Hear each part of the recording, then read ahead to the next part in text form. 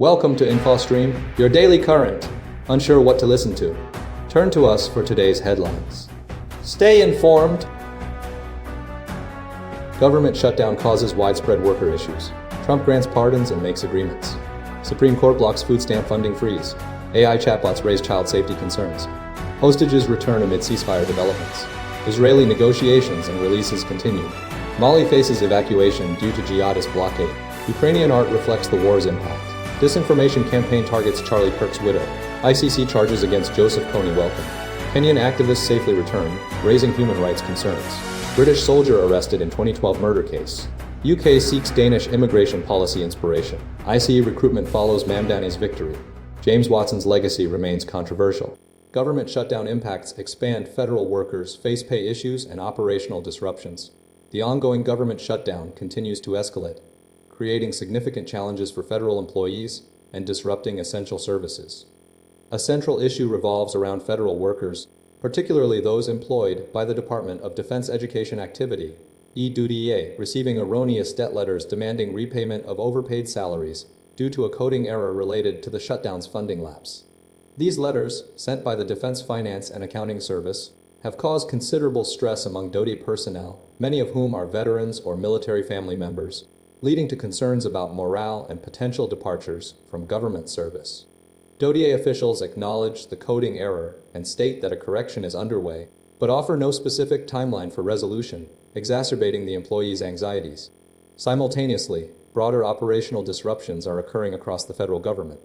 Major air travel has been severely impacted as TSA officers, many of whom are working without pay, have been forced to reduce staffing levels, leading to lengthy security lines and flight delays. Furthermore, the shutdown's impact extends to critical federal aid programs, highlighting the far-reaching consequences of the political impasse. The Senate failed to pass a bill to pay federal workers, demonstrating the continued stalemate between Democrats and Republicans. Despite Republican efforts to include provisions to address furloughed workers' pay, the bill ultimately failed due to Democratic opposition. The impasse centers on a disagreement over health care subsidies, with Democrats refusing to concede on this issue until the government is reopened. Republican leaders express frustration with the Democrats' stance and accuse them of engaging in political games. The House of Representatives remains adjourned, with Speaker Mike Johnson unwilling to reconvene until a resolution to the shutdown is reached. The situation underscores the urgent need for a bipartisan agreement to resolve the shutdown and mitigate its detrimental effects on American citizens and the nation's infrastructure. The long-term impact of the shutdown is creating significant financial and operational challenges for the federal government and its employees. Trump administration issues series of pardons and agreements. Recent developments reveal a sustained effort by the Trump administration to reshape academic and legal landscapes through a series of pardons and financial agreements. A central theme emerges, reversing perceived overreach by previous administrations, particularly concerning campus oversight and federal funding. The most notable action involves granting clemency to former Major League Baseball star Darryl Strawberry for a 1995 tax evasion charge. Following the pardon, Strawberry expressed profound gratitude, citing the president's recognition of his baseball achievements and his commitment to personal redemption. This followed a pattern of clemency decisions focused on individuals with past struggles, emphasizing rehabilitation and faith. Simultaneously, the administration secured a multi-million-dollar agreement with Cornell University, restoring over $250 million in federal funding previously terminated. Cornell's return to federal funding is contingent on a $30 million investment in research programs benefiting American farmers and the provision of anonymized undergraduate admissions data for government review. The agreement also mandates annual climate surveys at Cornell, including assessments of the campus environment for students with shared Jewish ancestry. Further bolstering the administration's agenda, the White House reached a financial settlement with Brown University, although a similar agreement with the University of Virginia did not include a financial component. These actions reflect a broader strategy to counter what the administration perceives as undue influence from academic institutions and federal agencies. The momentum of these actions is underscored by the ongoing use of presidential clemency powers. In addition to the Strawberry pardon, Trump has granted clemency to Binance CEO Changpeng Zhao and has also pardoned disgraced GOP rep George Santos. These pardons, coupled with the Cornell Agreement, demonstrate a concerted effort to address perceived injustices and reshape the academic and legal environments under the current administration's direction. The administration continues to utilize its executive powers to pursue its policy objectives, signaling a sustained commitment to these initiatives. Supreme Court halts food stamp funding freeze. The Supreme Court issued an emergency order Friday, temporarily suspending a lower court's ruling that mandated full payment of Supplemental Nutrition Assistance Program, a SNAP benefits to millions of Americans. This decision effectively halts the Trump administration's attempt to partially fund the program, which provides crucial food assistance to approximately 42 million individuals, roughly 1 in 8 Americans. The program, costing nearly $9 billion monthly, is currently embroiled in a legal battle over funding stemming from the ongoing federal government shutdown. A Rhode Island judge, John McConnell, had previously ruled that the administration's partial funding strategy constituted unlawful withholding of food aid, citing political reasons and warning of immediate hunger risks for 16 million children. This ruling prompted the USDA to seek an administrative stay from the Supreme Court. The court's temporary order freezes the lower court's decision for 2 days, allowing the government to pursue an appeal. The legal dispute centers on the USDA's announcement of a November funding halt, driven by the government shutdown. Prior to the Supreme Court's intervention, the USDA was attempting to comply with various court orders, including utilizing contingency funds for at least partial funding. Several states have responded by drawing on their own financial reserves to maintain SNAP payments, which average around $6 per day for recipients via preloaded debit cards. However, these state efforts are limited, with some unable to replace the lost federal funding. The Supreme Court's action represents a significant setback for the administration's strategy and highlights the broader impact of the protracted government shutdown, which has left hundreds of thousands of government workers without pay and disrupted vital services. The legal battle over SNAP funding remains a contentious issue, reflecting the deep political divisions within the country. The court's temporary stay provides a brief respite, but does not resolve the underlying funding dispute, leaving the future of SNAP benefits uncertain.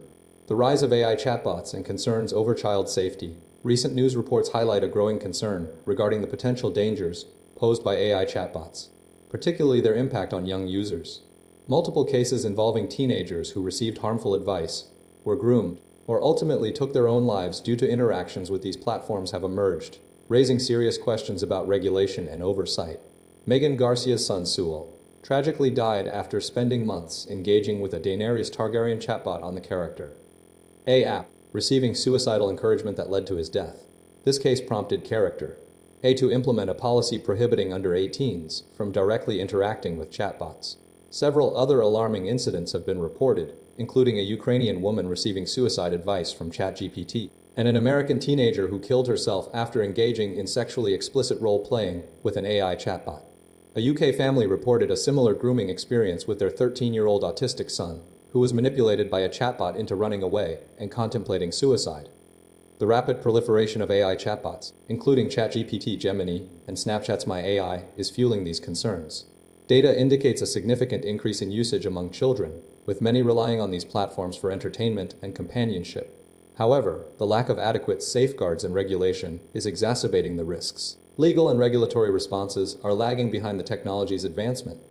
While the Online Safety Act of 2023 aims to protect children online, its implementation is gradual, and it's unclear whether it fully addresses the specific dangers posed by AI chatbots. Critics argue that the government and Ofcom have been too slow to act, leading to preventable harm.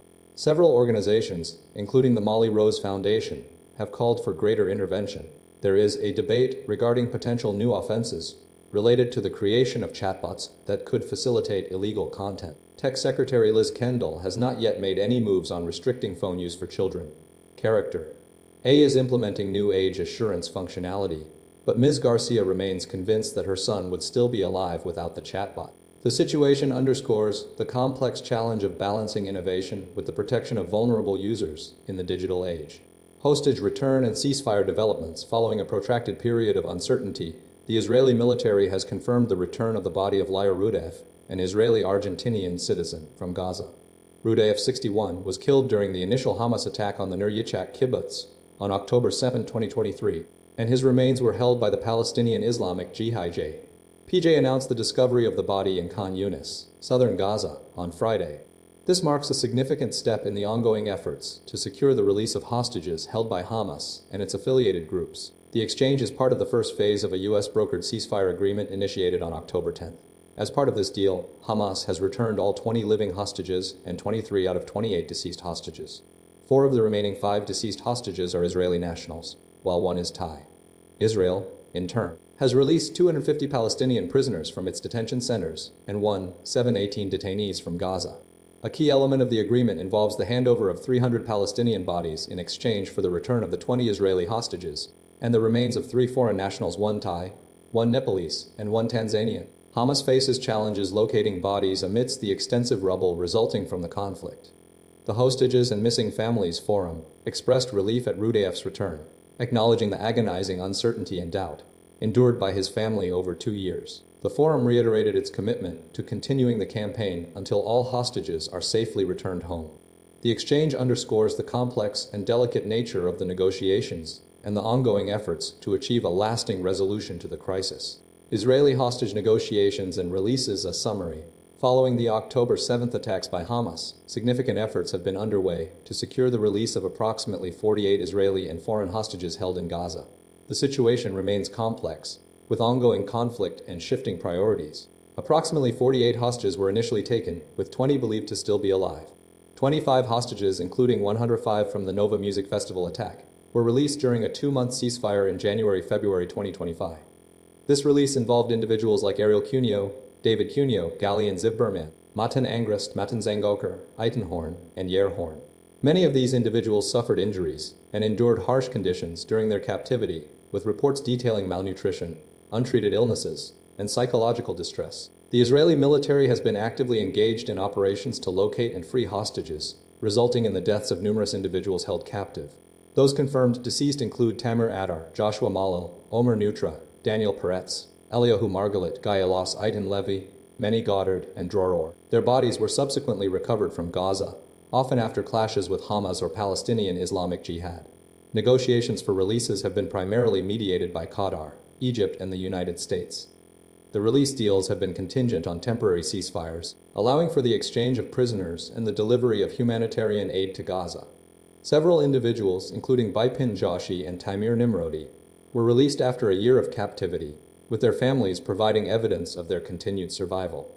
The recovery of bodies, particularly those of the deceased, remains a critical aspect of the process. The IDF has confirmed the deaths of numerous hostages, and efforts are ongoing to identify and return remains to their families. The release of the remaining hostages is dependent on continued negotiations and the establishment of sustainable ceasefires. The status of individuals like Droror's children, Noam and Alma, highlights the continuing efforts to secure their release, while the fate of others, such as Meni Goddard, remains uncertain, with his remains being recovered from a Palestinian Islamic Jihad outpost. The ongoing conflict and the complex dynamics of the situation continue to pose significant challenges to securing the complete release of all hostages. Mali faces urgent evacuation as jihadist blockade intensifies. France has issued an urgent travel advisory, urging its citizens in Mali to depart the country immediately due to a prolonged and escalating fuel blockade orchestrated by Islamist insurgents. The Foreign Ministry's recommendation focuses on utilizing commercial flights while they remain operational, coupled with a strong discouragement of overland travel. This action follows a 2-month-old blockade initiated by Jama'at Nusrat al-Islam wal Muslimin, AJM, an al-Qaeda-affiliated group, which has severely disrupted daily life across Mali, particularly in Bako and surrounding regions. The blockade stems from attacks on fuel tankers along key highways, a critical issue for a landlocked nation reliant on imports from neighboring countries like Senegal and Ivory Coast. Adding to the crisis, the world's largest shipping company, MSC, has announced a cessation of its operations in Mali, citing the deteriorating security conditions and the ongoing fuel blockade. The situation has prompted the U.S. Embassy in Bamako to relocate non-essential diplomatic staff and their families, recognizing the potential for the blockade to destabilize the security landscape. Mali is currently governed by a military junta led by Gen. Assimi Gobanta, who initially gained popular support by promising to address the country's long-standing security challenges, including a separatist rebellion involving ethnic Tuaregs, which was subsequently exploited by Islamist militants. Previous peacekeeping efforts by the UN and French forces, deployed in 2013 to combat the insurgency, have concluded following the junta's takeover. The military government has subsequently hired Russian mercenaries to bolster security, but the jihadist insurgency persists, with significant portions of the northern and eastern regions remaining outside government control. The disruption of fuel supplies has had widespread consequences, affecting electricity generation and raising concerns about the overall stability of the nation. The international community's response highlights the severity of the situation and the urgent need for a resolution to the crisis. The Ukrainian arts reflecting a war-defined reality. Ukrainian artistic expression has fundamentally shifted in response to the ongoing war, with a significant portion of creative output directly addressing the conflict and its impact. The arts, particularly film and theater, are now deeply intertwined with the nation's defense and identity. Documentaries like Mstislav Chernov's 20 Days in Mariupol and 200 Meters to Andriivka offer harrowing frontline experiences, showcasing the intense realities faced by soldiers and civilians. Chernov's work, recognized with an Academy Award, exemplifies this trend, depicting the struggle to reclaim territory and the sacrifices made by Ukrainian forces. Theater is also playing a crucial role, exemplified by the rock opera Patriot, which utilizes popular anthems and theatrical spectacle to reinforce Ukraine's resistance against Russia. Director Petro Kakhanov deliberately resisted pressure to provide a happy ending, arguing that the production serves as a tribute to fallen soldiers and a stark reminder of the enemy's actions. The show's unconventional elements, such as a performer shredding a portrait of Vladimir Putin, underscore the gravity of the situation. Audiences are profoundly affected by these artistic experiences, with individuals sharing personal connections to the depicted soldiers and expressing the emotional toll of witnessing the conflict. The films are viewed in near silence, with attendees acknowledging the devastating consequences of the war and the need to remember those who have lost their lives. The prevalence of fundraising initiatives and films related to the war reflects a societal mobilization, driven by the need to support the military and maintain national resolve. The arts are no longer simply a form of entertainment, but a vital tool in shaping public opinion, fostering resilience, and solidifying Ukraine's identity in the face of aggression. The creative landscape is dominated by narratives of struggle, sacrifice, and the unwavering determination to defend Ukrainian freedom. The shift highlights a nation grappling with immense loss and actively seeking ways to preserve its cultural heritage amidst ongoing conflict. Russian disinformation campaign Fabricates threat against Charlie Kirk's widow, that a recent reports confirm that a video falsely depicting Ukrainian soldiers threatening Charlie Kirk's widow, Erika, is a sophisticated disinformation operation orchestrated by Russian troll units. The video, rapidly gaining traction on social media platforms, particularly X, presents a staged scenario where Ukrainian troops allegedly destroy an effigy of Kirk and issue threats against Erika Kirk due to her husband's public criticisms of supporting Ukraine. This operation aligns with a known Russian disinformation campaign, identified as Storm 1516, which has a documented history of producing fabricated videos portraying Ukrainian military personnel engaging in provocative acts. Independent media forensics experts, including Darren Linville from Clemson University, have identified numerous hallmarks of the Storm 1516 operation within the video. The campaign strategically exploits current, divisive issues to propagate narratives aligned with Russian interests. The video's thumbnail alone is designed to immediately convey the core message, allowing viewers to understand the fabricated situation without even watching the full clip. This demonstrates a deliberate effort to manipulate public perception. Storm 1516's tactics involve meticulously crafting narratives around contentious geopolitical issues. The group's objective is to undermine support for Ukraine by creating a false impression of aggression and instability. The creation of the effigy and the threats against Erika Kirk are central to this strategy. The rapid dissemination of the video highlights the effectiveness of Russian disinformation efforts in exploiting social media to sow discord and influence public opinion. The investigation by BBC Verify has confirmed the video's origins as a deliberate disinformation campaign, furthering concerns about the ongoing manipulation of information related to the conflict in Ukraine. Ugandan residents welcome ICC charges against Joseph Kony. The International Criminal Court's confirmation of charges against Lord's Resistance Army LRA leader Joseph Kony has been met with widespread welcome and renewed hope for his capture by Ugandan residents. Kony, responsible for decades of violence and atrocities in northern Uganda, remains at large, believed to be hiding in the Central African Republic. The charges, encompassing 39 counts of war crimes and crimes against humanity including murder, rape, child soldier use, and sexual slavery, represent a significant step towards accountability for the LRA's reign of terror. Victims of the LRA's brutality express a desperate need for justice and compensation. Evelyn Aman, abducted at 11 and forced into marriage, highlights the need for victims to receive compensation only after Kony's arrest and trial. Patrick Oching, born in LRA captivity after his mother's sexual assault and subsequent death, emphasizes the urgency of his capture, noting that many victims are nearing their final days. Mohammed Olania vividly recalls the 2004 attack on a Lukoti camp, where 70 people, including women and children, were killed. The LRA, formed in the late 1980s, was notorious for its violent tactics, including limb amputation and the use of child soldiers. Despite numerous attempts to negotiate a peace deal in 2008, Kony refused to accept prosecution.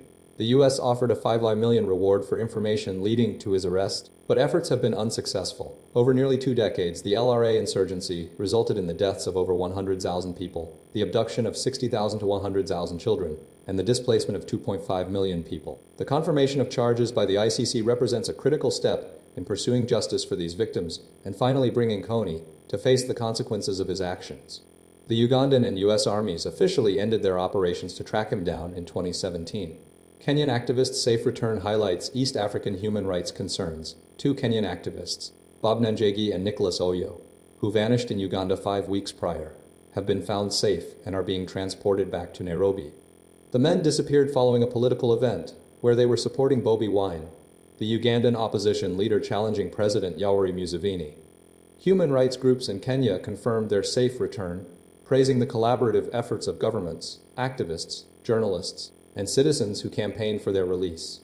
The disappearance mirrored previous incidents involving government critics and activists across the East African region, raising serious concerns about human rights violations and potential collaboration between East African nations. Bob Njagi and Nicholas Oyo were taken into custody by masked uniformed men after supporting Bobi Wine. The activists' ordeal echoes similar cases involving the detention and subsequent resurfacing of individuals facing criminal charges, often after prolonged periods of incommunicado detention. Last year, Njagi was similarly abducted in Kenya and released after a court order. Earlier this year, Kenyan activist Boniface Mwangi and his Ugandan counterpart Agatha Achuhair were detained in Tanzania and held incommunicado before being abandoned at their respective borders, alleging brutal mistreatment, including sexual torture, claims dismissed by Tanzanian authorities. The cases highlight a pattern of alleged government targeting of opposition figures and supporters, raising questions about the involvement of security agencies. The collaborative efforts to secure the activists' release underscore the importance of international pressure and citizen activism in addressing human rights abuses within the East African community. The situation reflects broader concerns regarding the suppression of dissent and the potential for governments to collaborate in containing opposition movements, demanding continued scrutiny and action to protect human rights in the region. British ex-soldier arrested over 2012 Kenyan woman's murder. Robert James Purkis, a former British soldier, has been arrested by the National Crime Agency's National Extradition Unit in connection with the 2012 murder of Agnes Wanjiru, a 21-year-old woman from Kenya. The arrest occurred in Tidworth, Wiltshire, on November 6 following a warrant issued in September. Purkis is facing extradition to Kenya to stand trial for her death. Wanjiru disappeared on March 31, 2012, and her body was discovered 3 months later in a septic tank near a hotel in Nanyuki, approximately 124 miles north of Nairobi. The investigation revealed that Wanjiru was present at a bar on the night of her death, alongside British soldiers. An inquest in 2018 concluded that Wanjiru was unlawfully killed by 1 or 2 British soldiers, with evidence of stab wounds to her chest and abdomen. A subsequent Sunday Times investigation in 2021 reported a confession from a soldier who later left the army. Esther Njoki, Wanjiru's niece, has been a key figure in advocating for justice, meeting with the UK's defence minister to push for Purkis's extradition. The Wanjiru family has long suspected a cover-up by the British Army and criticized the initial Kenyan authorities' investigation. Furthermore, the UK Army recently announced an internal review into the conduct of British soldiers in Kenya, including in Nanyuki, uncovering 35 suspected cases of sexual exploitation and abuse, including transactional sex with local women. 9 of these cases occurred after the Army officially banned such conduct in 2022. The arrest of Purkis marks a significant step towards accountability and potentially delivering justice for Agnes Wanjiru, after over a decade of campaigning by her family and rights groups. Layday, the law firm representing the family, hopes for swift collaboration between UK and Kenyan authorities to ensure Purkis faces trial in Kenya. The UK seeks Danish inspiration to revamp immigration policy. The UK government, spearheaded by Home Secretary Shabana Mahmood, is exploring a significant overhaul of its immigration and asylum system, drawing heavily from Denmark's approach. Mahmood dispatched officials to Copenhagen last month to study Denmark's system, which is considered one of Europe's strictest. Denmark's success in driving down asylum claims to a 40-year low, excluding 2020, is a key factor in this assessment. The UK plans to implement tighter rules on family reunification, requiring partners to be 24 or older and meet stringent financial and language requirements, mirroring Denmark's approach. Restrictions on parallel societies, where residents are predominantly from non-Western backgrounds, are also under consideration. The Danish model is being examined due to its success in combating rising right-wing populist sentiment, a situation mirroring concerns within the UK, particularly with the rise of Reform UK. Denmark's stricter policies have allowed the Social Democrats to pursue progressive policies, including a green transition and investments in education. However, the move is not without internal opposition within Labour. Critics, including former frontbencher Clive Lewis and MP Nadia Whittome, argue that adopting Denmark's hardcore approach risks alienating progressive voters and echoes rhetoric associated with the far right. Several Labour MPs, including Gareth Snell and Joe White, acknowledge the need to regain trust among voters, particularly in red wall constituencies, and believe exploring similar policies is warranted. Snell specifically highlighted a lack of trust in the current UK system. White argued that Labour must require some asylum seekers to contribute to the cost of their stay. The potential parallels between Denmark's success and the UK's challenges are being closely analysed. Despite internal debates, Mahmoud is keen to meet with her Danish counterpart, Rasmus Stoklund, to discuss shared concerns regarding the complexities of immigration and integration, particularly concerning the potential difficulties in expelling foreign criminals. The UK government's exploration of the Danish model reflects a strategic response to contemporary challenges within the immigration landscape. ICE recruitment following Mamdani victory and U.S. Immigration and Customs Enforcement. ICE is actively recruiting New York Police Department (CNYPD) officers following Mayor-elect Zohran Mamdani's victory, utilizing his past criticisms of law enforcement to bolster recruitment efforts. ICE disseminated a social media message urging police officers to defend the homeland and work for leadership supportive of law enforcement, directly referencing Mamdani's history of advocating for defunding the NYPD. This recruitment strategy stems from Mamdani's previous statements, including a June 2020 ex-post calling the NYPD a racist, anti-queer and a major threat to public safety, and urging the FAFER defund the NYPD movement. ICE's actions are further fueled by Mamdani's broader accusations against the NYPD, including claims of international corruption and collaboration with the State of Israel. In a 2023 clip, he stated that when the NYPD's boot is on your neck, it's been laced by the IDF, although he later clarified he wasn't suggesting active collaboration. These controversies have prompted a significant shift in Mamdani's campaign messaging. In the closing months of his campaign, Mamdani actively engaged with law enforcement, explicitly stating he was not defunding the police and committed to retaining current Police Commissioner Jessica Tisch. He publicly apologized for past inflammatory language, retracting accusations of racism, corruption, and wickedness directed at the NYPD. Notably, Mamdani has consistently voiced opposition to ICE's involvement in civil immigration enforcement, asserting he would prevent NYPD cooperation.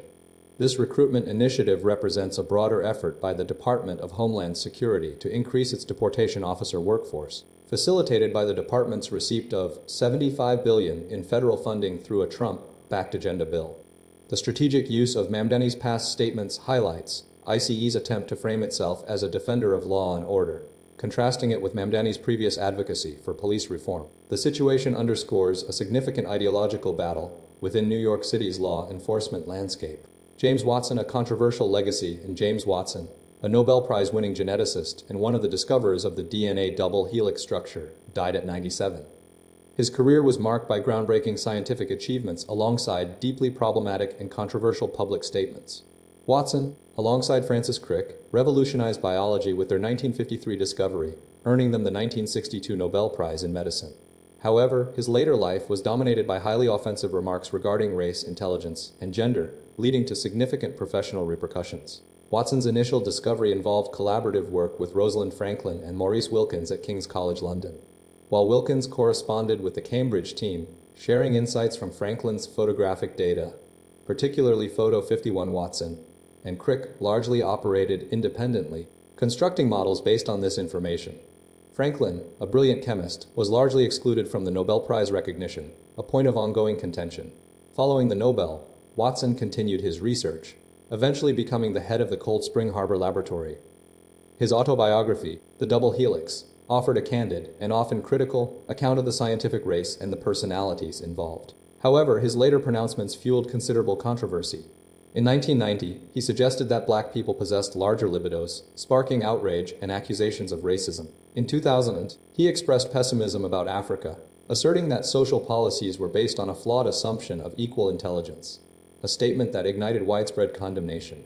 These comments led to the revocation of his honorary titles at Cold Spring Harbor Laboratory. Despite these setbacks, Watson remained a prominent figure in the scientific community, continuing to publish and lecture. He eventually auctioned off his Nobel Prize medal in 2014 to fund scientific research, a gesture that further highlighted his isolation. His legacy is thus complex, a towering figure in genetics alongside a deeply troubling record of prejudice and insensitive remarks. Watson's life exemplifies the tension between scientific brilliance and ethical responsibility, leaving a lasting and complicated mark on the history of science. His death marks the end of an era, prompting continued reflection on the importance of inclusivity and respectful discourse within the scientific community.